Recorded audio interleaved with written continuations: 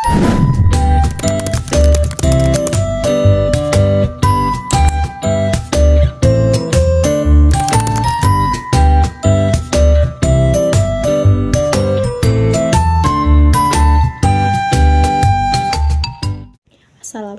warahmatullahi wabarakatuh. Perkenalkan, nama saya Anissa Safitri dengan NIM C0D023025. Saya dari Prodi Perpajakan kelas F. Baiklah, di sini saya akan memaparkan materi yang berjudul pemotongan PPh pasal 21 pegawai tetap berupa jasa produksi, tantim, gratifikasi, THR, bonus, dan premi. Baiklah, pada slide pertama isinya yaitu dasar hukum PPh 21 berupa jasa produksi, tantim, gratifikasi, bonus, dan premi. Yang pertama yaitu pembayaran bonus, gratifikasi, dan jasa produksi kepada karyawan perusahaan. Sesuai dengan pasal 6 ayat 1 huruf A Undang-Undang PPh tahun 1984, penghasilan kena pajak pembayaran bonus, gratifikasi, dan jasa produksi kepada karyawan dapat dihitung mengurangi penghasilan bruto.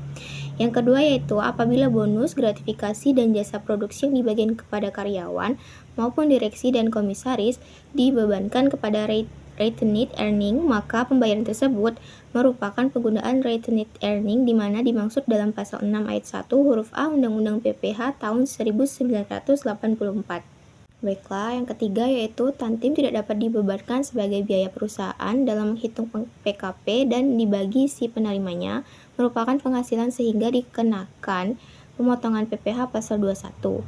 Yang keempat yaitu pembayaran gaji yang melebihi kewajaran, bonus, jasa produksi, dan gratifikasi yang pemegangnya kepada pemegang saham yang juga menjadi komisaris, direksi, atau pegawai bagian laba yang tidak dapat dibebankan sebagai biaya dalam perhitungan PKP. Karena pemegang saham diatur sesuai dengan ketentuan pasal 4 ayat 1 huruf G merupakan dividen sehingga dipotong PPh sesuai dengan pasal 23 atau 26 Undang-Undang PPh 1984. Selanjutnya yaitu apa itu mantan pegawai. Dalam PPh pasal 21, mantan pegawai adalah orang pribadi yang sebelumnya merupakan pegawai di tempat pemberi kerja, tapi sudah tidak lagi bekerja di tempat tersebut, dan disebutkan dalam pasal 1 angka 15 PMK nomor 168 tahun 2023. Berikutnya yaitu definisi dari jasa produksi.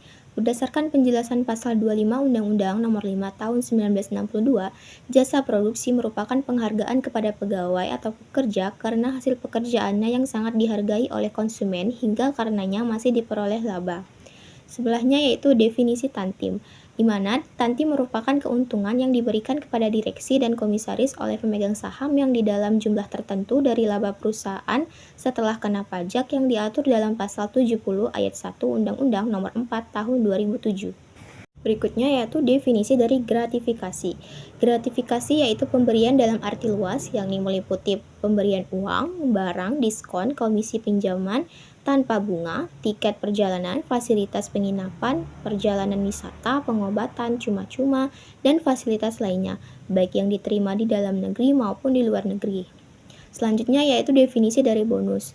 Berdasarkan Surat Edaran Menteri Tenaga Kerja nomor SE nomor 7 tahun 1990, bonus yaitu pembayaran yang diterima pekerja dari hasil keuntungan perusahaan atau karena pekerja menghasilkan hasil kerja lebih besar dari target produksi yang normal atau karena peningkatan produktivitas. Besarnya pembagian bonus dia berdasarkan kesepakatan.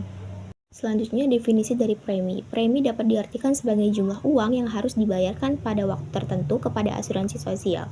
Jadi dapat disimpulkan bahwa premi asuransi merupakan jumlah biaya yang harus dibayarkan oleh peserta asuransi setiap bulannya.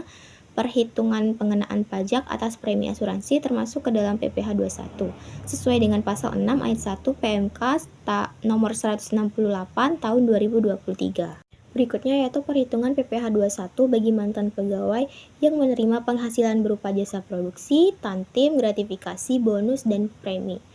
Yaitu dihitung dengan cara menerapkan pasal 17 ayat 1 huruf A Undang-Undang PPh atas kumulatif jumlah penghasilan bruto yang diterima atau diperoleh selama 1 tahun kalender.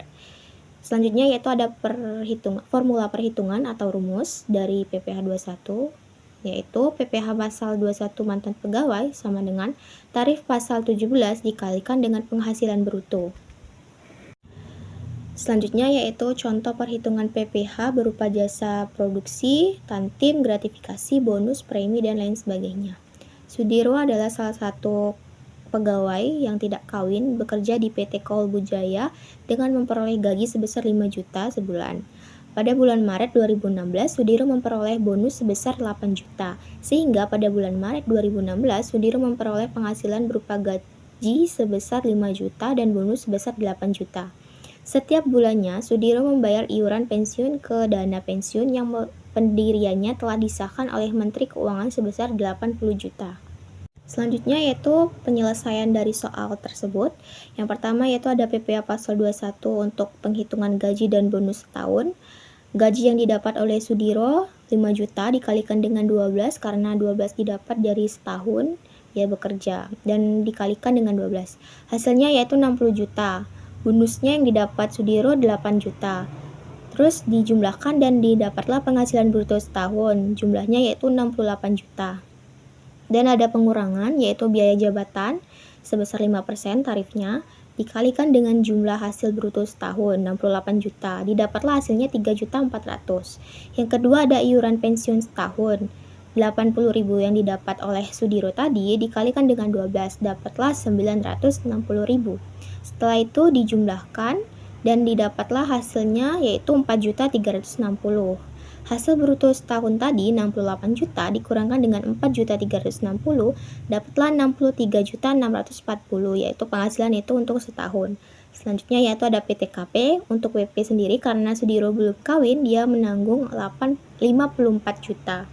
Dan untuk PPh pasal 21 terutangnya dihitung dengan 5% karena tarif PPh tersebut. Terus dikalikan dengan 9 juta tadi 9.640.000. Didapatlah hasilnya yaitu 482.000.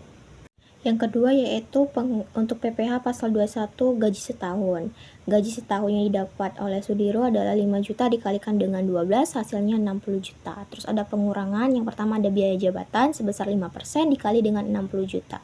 Didapatlah 3 juta. Yang kedua ada iuran pensiun 12 dikali 80.000 hasilnya 960.000.